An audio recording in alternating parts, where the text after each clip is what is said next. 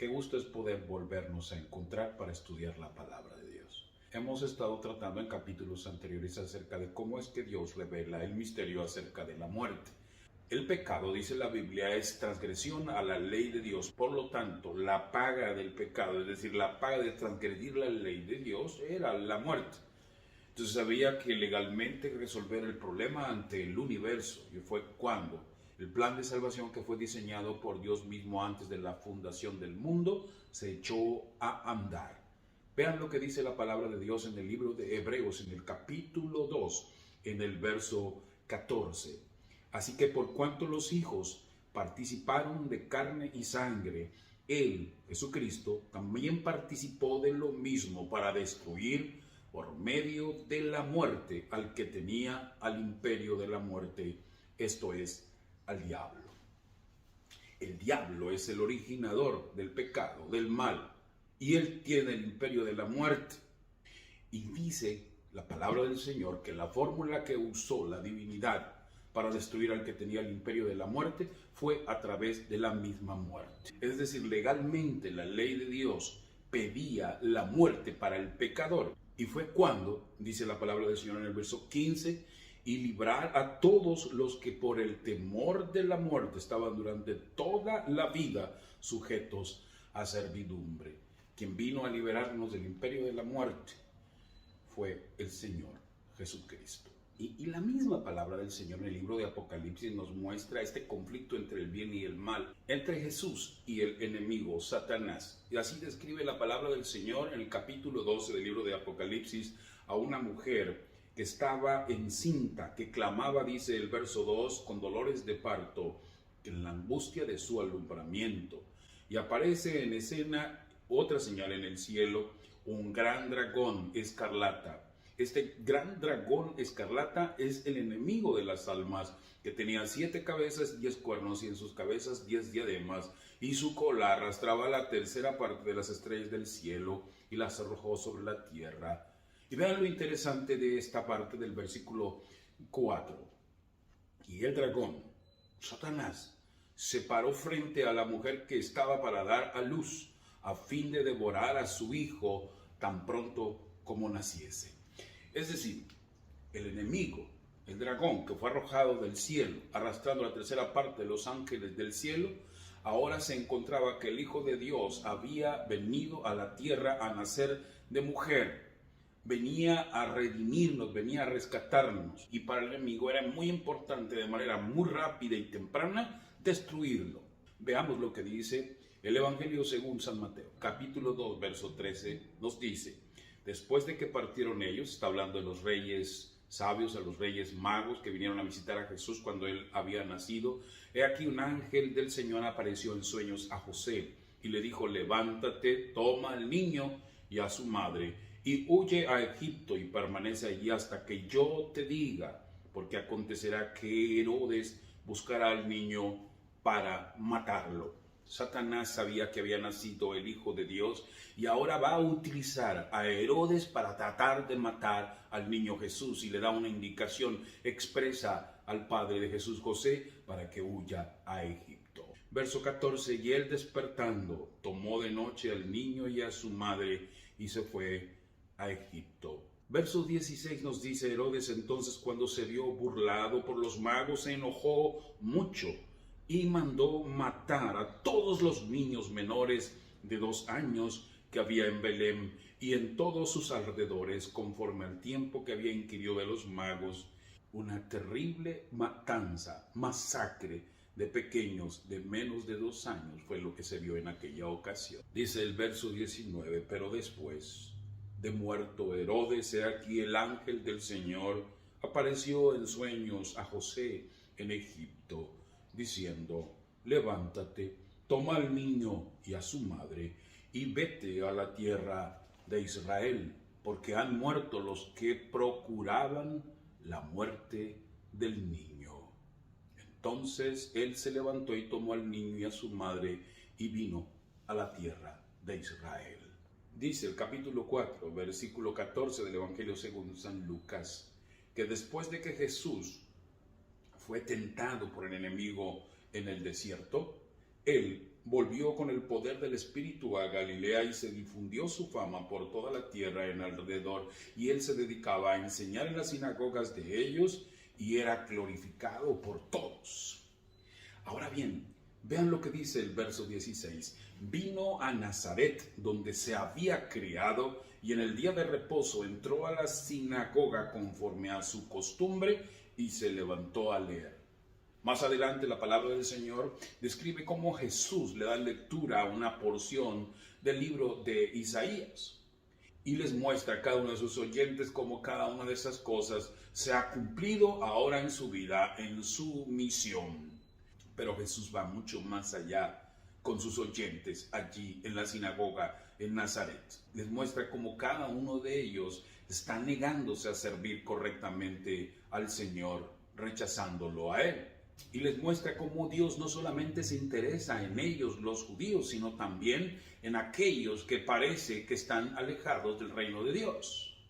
Pero dice la Biblia en el verso 28, al oír estas cosas, todos en la sinagoga se llenaron de ira. Y ponte a pensar, querido amigo y amiga, ¿cómo es que oyendo la palabra de Dios, sus oyentes se llenaron de ira? Porque el enemigo los estaba instigando, porque el enemigo los estaba impulsando.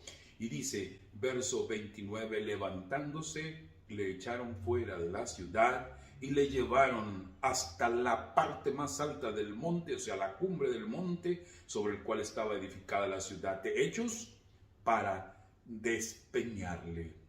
Obvio que la intención de ellos era destruirlo, era matarlo, era, dice, despeñarlo, tirarlo, que se muriera.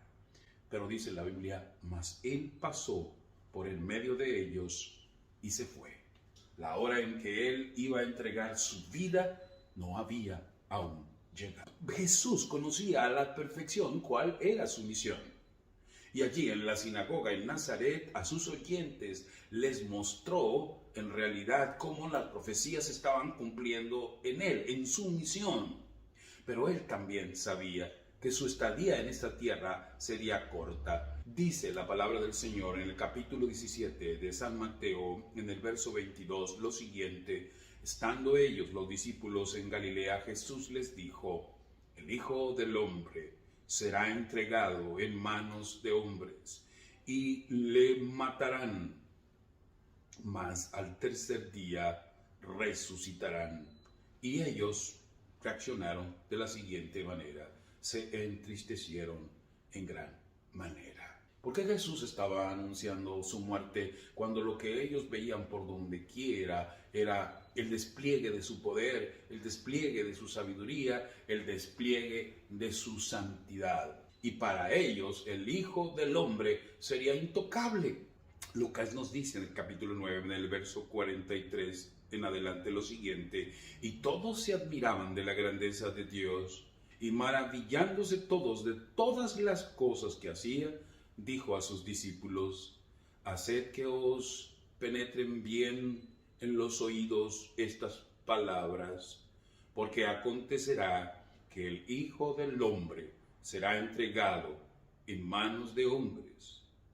Mas ellos no entendían estas palabras, pues les estaban veladas para que no las entendiesen, y temían preguntarle sobre estas palabras. Juan, en el capítulo 1, verso 29, cuando ve venir a Jesús a él para ser bautizado, dijo: he aquí el Cordero de Dios que quita el pecado del mundo. Jesús fue identificado como el Cordero de Dios, que tenía que ser sacrificado para quitar el pecado del mundo. Y todos sabemos, como la Biblia nos dice, que un animal tuvo que ser sacrificado para que sus pieles pudiesen cubrir la desnudez de nuestros primeros padres. No nos dice si fue un cordero, pero en realidad posteriormente se nos dice que Abel sacrificaba los primogénitos de sus ovejas como ofrenda al Señor. Y sabemos como el plan de salvación revelado a través del santuario, se requería la ofrenda, el sacrificio de un cordero sin mancha, y ese representaba a Jesús. Y veamos ahora cómo el libro evangélico de Isaías nos describe a este Cordero en el capítulo 53, versículo 7. Angustiado y afligido, no abrió su boca, como cordero fue llevado al matadero, y como oveja delante de sus trasquiladores, enmudeció y no abrió su boca. El Señor Jesús, después de 3 años de ministerio, llegó al momento en que tenía que entregar su vida en rescate por nosotros. El Evangelio de San Lucas, en el capítulo 23, en el verso 33, nos dice: y cuando llegaron al lugar llamado de la Calavera, le crucificaron allí, y a los malhechores, uno a la derecha y otro a la izquierda. Y Jesús decía: Padre, perdónalos, porque no saben lo que hacen. Y repartieron entre sí sus vestidos, echando suertes. Y dice el verso 44, cuando era como la hora sexta, hubo tinieblas sobre toda la tierra hasta la hora novena. Y el sol se oscureció y el velo del templo se rasgó por la mitad. Entonces Jesús, clamando a gran voz, dijo: Padre, en tus manos encomiendo mi espíritu. Y habiendo dicho esto, expiró.